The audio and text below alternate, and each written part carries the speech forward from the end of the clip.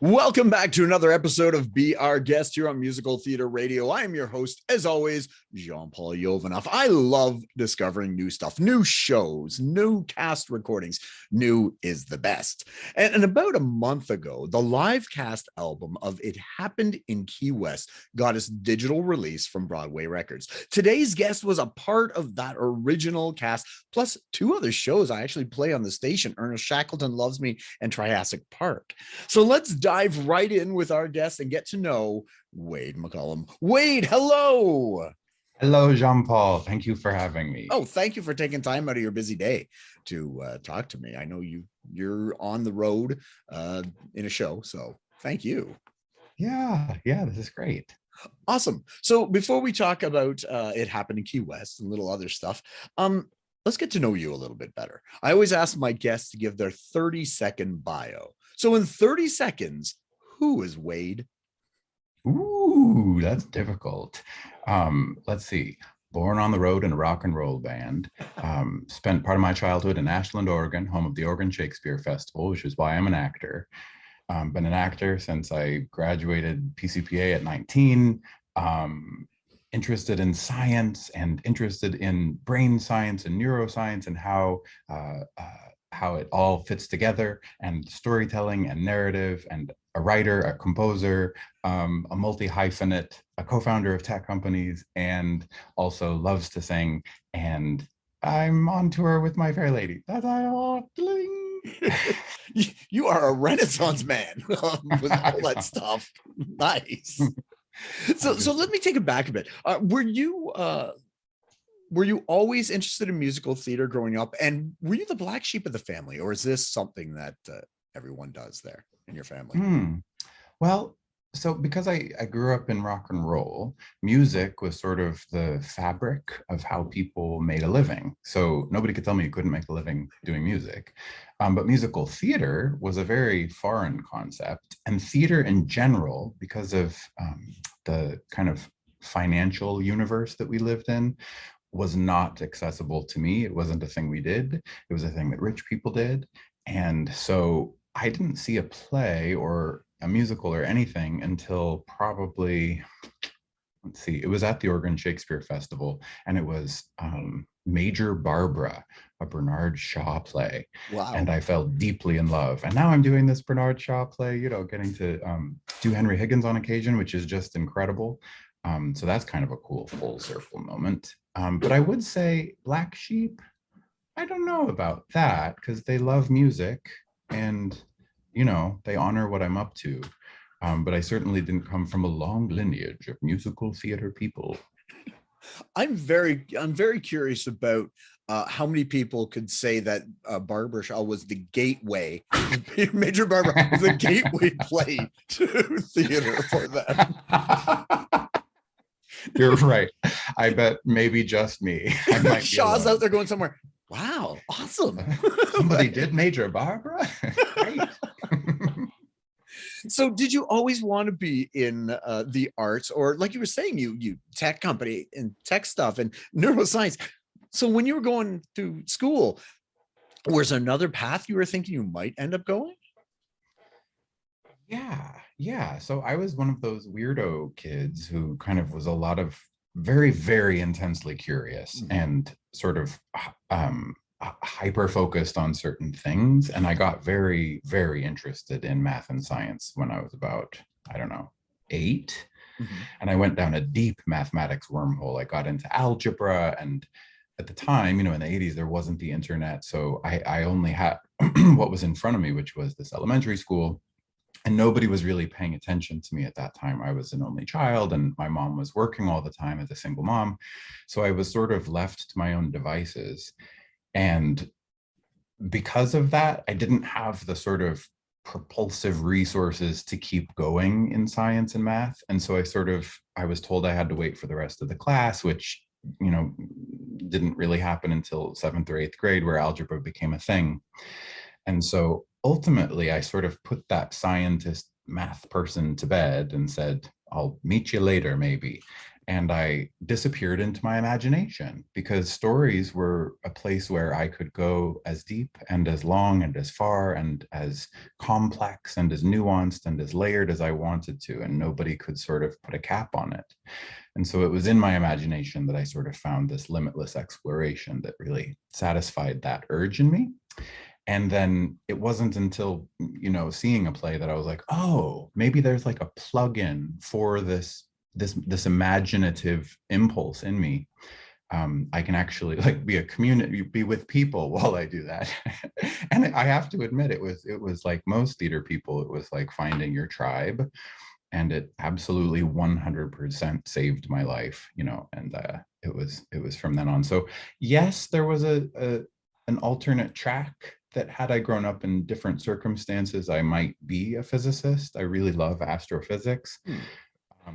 And the pandemic provided this opportunity for me to apply to University of Pennsylvania for a neuroscience program and sort of nurture this science part, because I was writing and stuff, but we couldn't perform. So I had all this free time and energy on my hands. So I was like, hey, third grader scientist, wanna come play for a while? And and it's been neat. I got to meet myself, my science self, and now I'm sort of like on a long trajectory of perhaps a PhD in the neuroscience of imitation, which I think is, I'm really interested in studying actors' brains and kind of the superpowers that actors have, from, emotional recall to, just sort of the gymnastics of performing 8 shows a week, where you're, re-experiencing perhaps very traumatic things, or very, very stressful, both as a performer and as a character. And where does that live in the brain, and how does it all work, and how can we give tools to the rest of humanity? I think that's well, first of all, congratulations on doing that during the pandemic and putting that together and doing that. So first, yeah, congratulations on that. Thank you.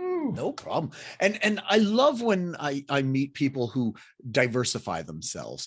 A lot of people, you hear a lot in sports and then the arts, they concentrate on one thing, like either hockey, baseball, singing, whatever it is. But it's the people who diversify themselves and put that stuff just off to the side and learn something else that make them a whole person. And I think better performers and better writers and better stuff like that. So you do the right thing. I think and that's fantastic that you do that. Oh, thanks for saying that. Yeah, I'm having a lot of fun. So if that counts for anything, I'm having a great time. And it all goes together. I feel like they're mutually supportive endeavors. And sometimes just having fun makes the biggest difference. It's so true. Right?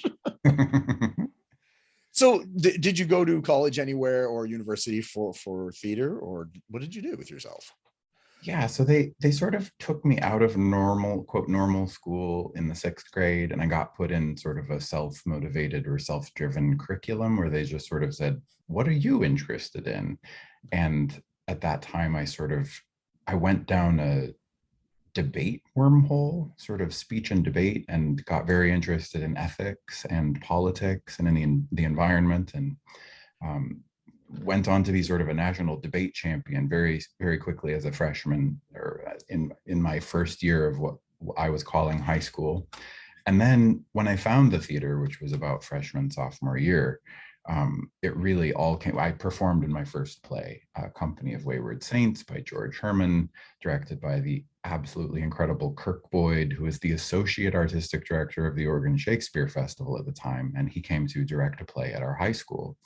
And through a bunch of kismet and synchronicities, I ended up accidentally auditioning, like walking down the hall during the auditions, and a friend said, walk in this door. And it just happened, and it absolutely 100% changed the course of my life forever. And once I found theater, I thought, oh, this is my job. This is what I do for the rest of my life. There was no doubt. And so I very quickly dropped out of the high school situation. I wasn't really interested in graduating that anyway, and had teachers saying, you need to go to college, because the dialectic or debate you're interested in having about US history, we cannot actually have here in the high school curriculum. And so I did. I dropped out and I got into PCPA, which is this beautiful 2-year actor training program in California. And luckily they accepted me as a youngin', and I went in, And it was just the perfect sort of, they treat it like a trade school. You go in and you learn how to be a professional actor. They give you the tools, and there's not a lot of fluff. And it's, it's a 6-day-a-week rigorous training program, and you're performing at this big regional theater at night or rehearsing with your teachers. And so you get to sort of see your professors put into action what they're attempting to teach you how to do in the daytime, in the class setting. So it's this really amazing program. I graduated that at 19, and then just have been acting. So it really was a perfect choice for me at the time. And now I can't remember what your question was. I did go to that college. Sometimes I don't remember either. You know what? We enjoyed the journey, whatever it was from there to now. So, but there's gonna be a trend right now. You did a lot of plays. When did you do your first musical? Was it after college? Was it before? No, I think it was during that high school moment. Did. It was Once Upon a Mattress. I know that show.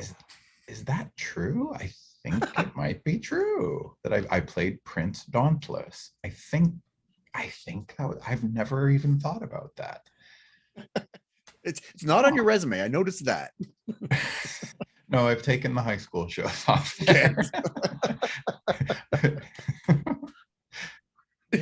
But that's one of the shows I got on.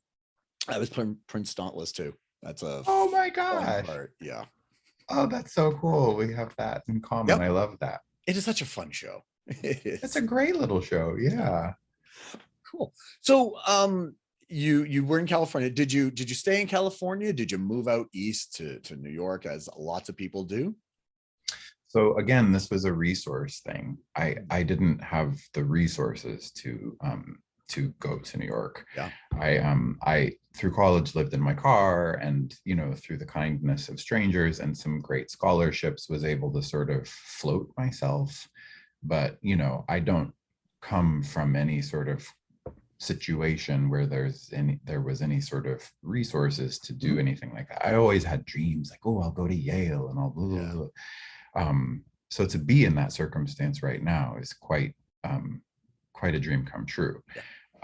But at the time, no, I just was like, what's my next job? Gig, which is what I watched my father do as a drummer, just gig for a living. And so that was what I went to do. And so no, I graduated, I went to Portland, Oregon, because I had some friends up there and some family. And I got into Blood Brothers, was my first out of college professional musical. And then shortly ended up doing Hedwig and the Angry Inch up there, which was what sort of catapulted me into a different sort of echelon. And during that period, I've always been super audacious and maybe slightly foolish, maybe innocent. I don't know what the word is, but I just was like, I thought, you know what, I'm going to open a theater company. I was probably 22, 23. Yeah. I was like, does anybody have a nonprofit? And my friend Matt did, and I had written a musical based on Siddhartha, the Hermann Hesse novel that he was working on with me. And he said, you know what, I've been running this theater company for a while, and we're sort of running out of steam. Do you want to just do a friendly takeover of the 501c3? I said, well, this is a sign from the universe. Absolutely. So I did. I got a board of directors together. We got some co-founders, and we just opened a theater company. And I wanted to tell stories of the oppressed, unheard tales, and sort of shine light on the people who don't have the resources to have their stories told. And it was really fun, and it was really amazing. We went from, a very sort of meager, small, interesting, and wonderful, modest budget of, I don't know, $10,000 the first year, and did a few productions. To by our fourth year, we were, $500,000 a year operating budget, and it started to really build momentum. And that was sort of part of my early 20s as well. but the performing sort of took the front burner as those things sort of went down simultaneous tracks. The performing kind of kept pulling me out of being, you know, of good service as an artistic director. So I ended up in New York in 2007 because I had gone to LA for Hedwig, doing a production of Hedwig in Los Angeles, which won all these awards. And then I got a Jersey Boys, the Chicago company of Jersey Boys, which was the third production of Jersey Boys. And I went to New York for that to rehearse. And it was my first time really ever going to New York City. And I was, what, 30, almost 30. And somebody flew me there. I was like, I've got the resources. It's always nicer when somebody flies you, right? It's so much better. Yeah, got that Broadway money. So like I said, I want to work my way to the Key West, because you were on a couple of other cast recordings as well. Which one did you do first, Ernest or Triassic Parq? Triassic. Okay. Yeah. Oh my gosh, what a cool show. I want to do that again. We almost did a concert last summer. At Radiant Park in Queens. We're going to do like a reunion concert. Oh, it was so exciting. And for, I think, COVID reasons, it got canceled. But I just adore that show. It deserves more attention. That was first. That was after I led the Priscilla Queen of the Desert tour. And then I got back to town and quickly went into playing the matriarchal Velociraptor in a rock musical of Jurassic Park, which is what one does, obviously, after you do Priscilla, Queen of the Desert. Yep. Yeah, met a lot of cool, wonderful, lifelong friends in that project. And Lindsay Nicole Chambers actually played my sister / father of my child. Very complex Grecian tale of mythic proportions, that dinosaur tale is. And we were already friends from doing submissions only, so it was really fun to jump into that zany musical together and get to do that together. So that happened, and then ERNEST Shackleton happened a few years later, after several out of town tryouts and development stages. People should definitely check out those two shows. Go online, find them, listen to the radio station to hear them as well. But go check those out. They're very cool, especially the Triassic Parq one. It's just, very interesting. So let's get into this latest cast recording that just dropped, about a month ago as of this recording. It happened in Key West. Tell us a little bit about the show. Oh, this is another like really incredible, layered, bizarre, beautiful piece of work. I was drawn to it because it is such a strange story, and there's so much challenge involved in sort of unpacking and telling the tale. This is a true story. And where to even begin? For me, my entry point was sort of the love story was so unexpectedly moving, and the music is so incredibly rich and romantic and has this golden era sweeping classic sound, but it's paired with this very macabre tale. On the outside, it's a very macabre tale about sort of death and grief and true love, and brings up all sorts of questions about the notion of soulmates and the notions of death and life after death. And then also for me about neurodivergence and promises kept, and how far is too far in keeping a promise. And so I have a lot of empathy for the characters in the play. That's generally my MO with characters, is to sort of really listen to what they say and try to understand and not judge too harshly. But there is a lot of material in this story that's really bizarre and hard not to sort of, think, what the so it's a true story about a man who had a dream of his soulmate when he was 12 years old, and his psychic grandmother in Germany in the 1800s said, you have to find her, she's your soulmate. And he fixated on this notion. I believe he was, an autistic fellow, and had 12 degrees, very intelligent, super interesting person. And he traveled the world searching for his soulmate. That was his, above all, that was his main focus. And he ended up in Key West, Florida through, because of a hurricane, actually. He crashed on the island, got a job at the hospital as a radiologist. And now this is 40 years after he had that dream. And this woman from the dream walks through the door of his radiology clinic, and he's gobsmacked. And of course, there's a bunch of challenges. She happens to be dying of tuberculosis, being the biggest challenge. She's also much younger than he, and she's married. And so it maybe it's not meant to be, but he can't sort of understand how that's possible. So he sort of enlists all sorts of scientific methods that were very sort of innovative at the time to try to save her life of tuberculosis. And he does extend her life, and he's the only person who will actually be near her because everybody's afraid, obviously.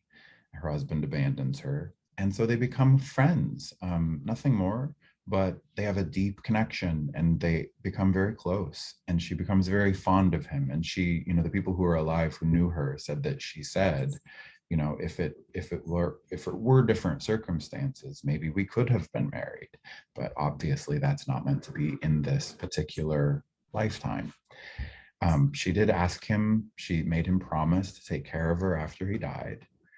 And so when she did die, he did that. And for some reason, he thought that meant that, he had a dream again, that she said, take me home.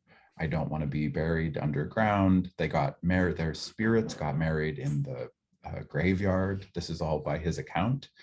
And one of the most beautiful songs I've ever had the pleasure of singing in my entire life is called Undying Love. And it's the wedding in this graveyard. And it's Carl Tanzler marrying the spirit of Elena Hoyos in the Key West graveyard, which I went and visited recently. And it's so interesting. And then, he takes her casket home, and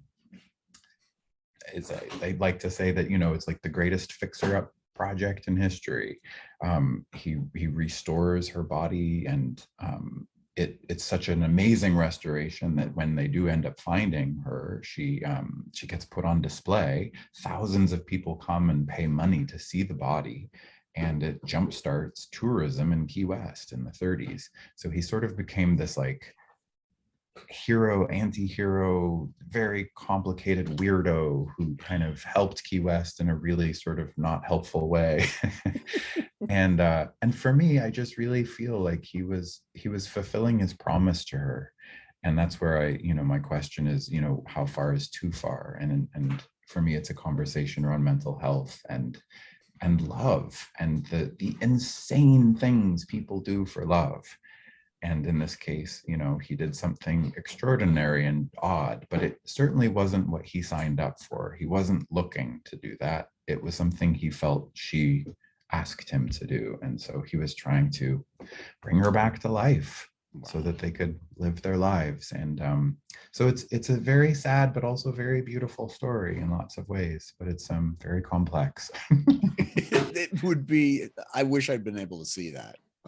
That would be, it's just kind of bizarre. It's just this love, macabre, just strange stuff. And yeah, I would love to have seen it. And where did you guys performed it in the UK, correct? In London. Yeah, so we did a really beautiful West End production, and it was very well received, and the cast was incredible. And this cast album is a live cast recording. So one night they recorded it. It sounds beautiful. When I heard live cast album, I was nervous because, well, who knows how you sounded that night? And what about audience reaction? And what about all these different questions I had in terms of the liveness and the quality? But wow, they've done an amazing job. The recording itself is really, really high quality. And what I love most about it is it captured the live performative quality, which for me, the other cast recordings, you're sort of trying to redo that. You're in a studio setting. You're not even really able to see your scene partner. You're kind of, just singing through the music and imagining yourself in the circumstances. Whereas this, it captured us doing the play, and we happen to be singing the play, and you can hear it, and it's really, really cool to feel that performative quality. Did they tell you they were recording it? Or did they just do it and say, hey, by the way? They did tell us. And actually, Okay. part of me wished they had not told, Right. because then you're just kind of doing your job. But then Yeah. all of a sudden you're like, oh, there's a microphone on. Yeah. Exactly. Because, yeah, for me, I'd be like, yeah, I wouldn't want to tell you, because then all of a sudden you have this other second thing in your head that you got to Yes. worry about. Because, so did they just do one night recording, or did they do a couple of nights and then splice them together? Do you know? I actually don't know the technical wizardry. Okay. I'm not certain. I don't know. Okay. But whatever they did, it sounds really good. I'm very proud of them. And I assume they flew you over from the States with that West End money. Yeah, West End money. So was the cast made up of lots of different people from the UK, from the US? What was that casting like? So I was the only chap from the United States. It's hard to get American performers over to London in the West End. It just there's a lot of hoops to jump through in terms of the work visa stuff. Yeah. So I was really grateful for that. That was really, really a dream come true. I mean, what? And the West End community is just incredible. So everybody was citizens of London, but a lot of people were immigrants because the show is really populated with mostly Cuban American characters. And so we had a really, really cool international cast. There was people from Portugal and people from Cuba and people from Argentina and people from all over the world. And it was, but they were all, officially citizens. So yeah, I thought it was really fun. They were a really cool group. I'm always interested in hearing, did you notice a difference in audiences? You've played in the States, you've played in the UK. What differences do you find between American and British audiences? Yeah, I feel like the British audiences, because theater is so woven into the fabric of their society, it's much more of a pedestrian event. It's just a thing you do. It's like bread and butter. You go to the theater. It's a thing that you inherit that as a tradition. You just do that. Whereas I feel like in the States, it's a very special thing. You because, and I think, I've experienced this, and lots of us firsthand, where you got to save your coin in order to go to a show. It's expensive. Yeah.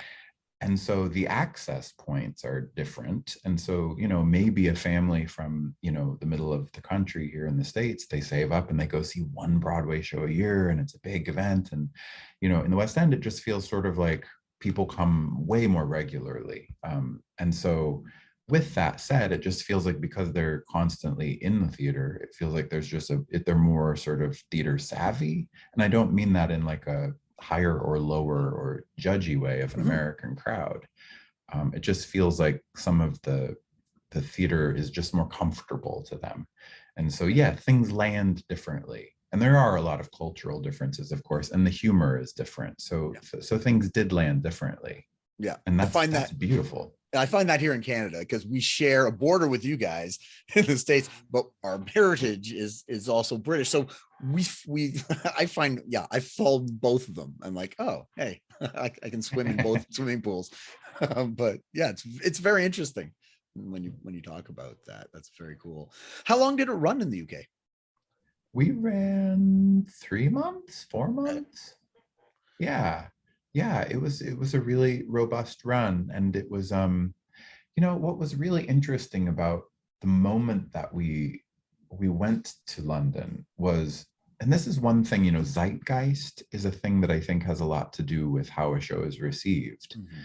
And, I think as artists, we're always sort of, at least I can speak for myself. I'm always, as a writer, I'm always, curious about what it is, what I might be saying that I'm not intending to say, and that there are, perhaps positive and negative outcomes on how that plays out. And so I feel like in London, we discovered certain things about the play that were unintentional. and then figured out ways in this. We just did a workshop in Pennsylvania at Bristol Riverside. And we figured out how to sort of mitigate the things we were trying not to say, and augment a bunch of things that we are trying to say with the piece. So that was one really sort of helpful discovery that was made along the way. And it mostly, well, almost entirely had to do with Elena's character and her sense of agency. And it's a really hard story to tell, because you're dealing with a person, and she spends half of the play not alive, but she's in the play. Yeah. And she's very much alive in Carl's universe, you know? And so how to sort of paint that character is it's an ambiguous question. And so we got this new amazing director, Rebecca Martinez, and she just, there was so much wonderful, beautiful, sensitive insight, and also, you know, her Cuban heritage, and really honoring who she is and how they meet, and how we kind of ask the question for ourselves and the audience: are they soulmates? And really sort of see the potential for that, you know, maybe not in this lifetime, but maybe out of this lifetime. So is there, I don't know if you could say, is there an upcoming production maybe happening in the States somewhere, or it's just being worked through still and working on things? So our producers are fantastic. And yes, there is a lot of momentum and drive toward the next step. And there will most certainly inevitably be next steps here in the States, which I'm very excited about. And the rewrites are beautiful. They're beautiful. Yeah. Very cool. Well, we'll have to keep an eye on that, and if it does happen, you'll have to let us know, because we will promote the heck out of it. Thank you. Make sure it happens. So what's happening with you? What's going on with Wade right now, and what's the future looking like for him? I mean, as I think you've probably figured out, I have a lot of projects on a lot of burners in a lot of different areas. But so we closed the Lincoln Center Theater My Fair Lady tour in mid-August, and then I'll go back to New York. And I've been working on this film. It's a dance film, experimental narrative film for several years now, and we hit a bunch of technical snafus over the pandemic, and we just sort of crossed that threshold and got all of our corrupted files back. And so we got the rough cut about 4 days ago, and it's absolutely incredible, and I'm so proud of it, and I'm so excited to share it with the world. And so that film, we are submitting to Sundance in a couple of weeks, and I'm really hoping we can give that to the world, because it's beautiful, and the music in the film is gorgeous. So that's one cool project I have sort of coming up with some inevitability. And then there just feels like this incredible, you know, a lot of potentiality. I just did the Pal Joey revival pre-Broadway work session with Savion Glover and Tony Goldwyn, with this incredible cast, and Richard LaGravenese is rewriting the book, and it's just, you know, really, really, really, really cool reimagination of Pal Joey, and, you know, how can we tell that story in a responsible way? And they're doing incredible work. So that was really fun. You know, we'll see what happens with that. They've got their plans. But yeah, I'm just kind of going back to the city, and there's a lot of potential what ifs in the field. And I feel a real sense of excitement and trust about the future. That's our industry, right? You never know, and you just go out and do it, and it happens, and you just keep trying. And so congratulations on it happening in Key West, the other shows, the Sundance. Let's hope that happens and it gets in there, and everything else you've got going on. So Wade, thank you so much for coming on and talking to us a little bit about yourself and the shows. Thank you for having me. Thank you. No problem. But before we go, I always ask 3 questions of my guests. There's no right or wrong answer, but the listeners are judgy. So I'm not, but they are sometimes. So whatever you say, you're going to offend somebody somewhere. Isn't that the truth? No? All right. So question number 1, What creator or team within musical theaters had a great influence on you? No, it could be a composer, lyricist, director, producer, actor, even stage manager. Could be somebody famous or not famous, like a teacher. Is there somebody who's had a great influence on you? Hmm. I'm bad with superlatives, so I'm going to have to probably choose for, I would say, Sondheim. I know that's cliche, but how can you not? I know. I would say Stephen Trask and John Cameron Mitchell. Wow, Hedvig really altered the course of my career, and that material has informed me in so many different ways. And Kirk Boyd from the Oregon Shakespeare Festival as a mentor and as a teacher in my early career, who really helped inspire and guide me. Nice. Yeah, lots of people said Sondheim, but you did. I love when people say somebody that not everybody may know, right? Like you said, because everybody has some kind of influence on you, whether they're somebody famous or not, and I love appreciating those type of people. So 1 point. 1 point. All right. Question number 2. Let's see. Ernest Shackleton led an expedition to the Antarctic. Arctic. Key West is in Florida. Are you a hot or cold man when it comes to climate and where to live? Oh, that's a good question. So, wow, I'm like, I feel like I live on the extremes. I really like Florida and sort of a hot environment, but I love swimming in ice water.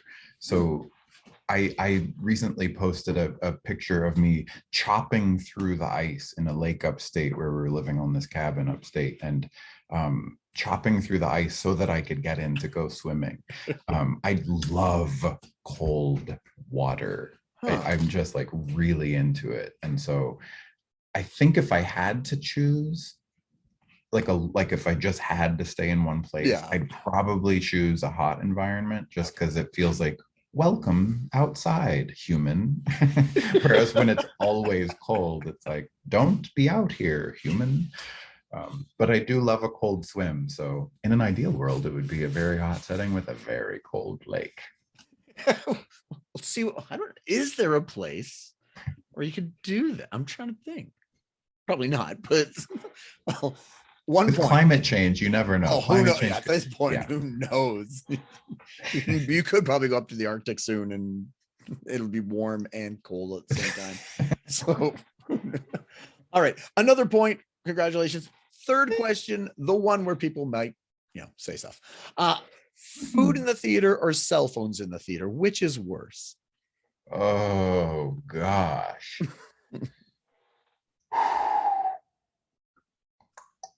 Because I just did this one person show in Portland, Oregon, called Confessions of Mr. Madam, another historical figure, played 35 characters, and that is also coming to New York. I have to say that through the course of that show, and it being a one-person show, it's very sort of quiet, and well, there's nobody to share the, oh my gosh, can you believe this is happening with? Yeah. And I think food, because throughout the course of the run, cell phones would go off, and sometimes it was a funny thing that I could incorporate into the play. Sometimes it was just easy to ignore. Everybody knows what it is. But the food, sometimes people would just sit there and crinkle and crinkle. On closing night, a woman was like eating chips in the second row, like a loud bag of chips, and the bag was crinkling, and then she was crunching. And I almost went out and asked for one, because it sounded so delicious, but it just went on and on. Unlike a cell phone, I feel like maybe it happens once and then it's over. Yeah. Those chips lasted through like 10 minutes of the play. So I'm gonna say food. I would have also accepted both are terrible. So still get a point. So 3 out of 3. Congratulations. I don't know where you can spend these points, but you can brag to everybody. Hey, that's worth a lot. Again, Wade, thank you so much for coming on. All the best with everything, and I look forward to seeing where you take all your endeavors in the future. Thank you, and ditto. And we love your show. Matinee Radio is so incredible. Musical theater radio, incredible. Thank you so much. Thank you. All right, we were just speaking with Wade McCollum, who was in the latest release of about a month ago, the live cast recording of It Happened in Key West. Make sure you check that out. You can find that wherever streams are and things like that. And then come back to the radio station, of course. My name is Jean-Paul Jovanoff, and as always, we'll tune in next week. We'll have another guest or guests talk about their life, love, and passion that is musical theater. And until then, I'll see you when I see you.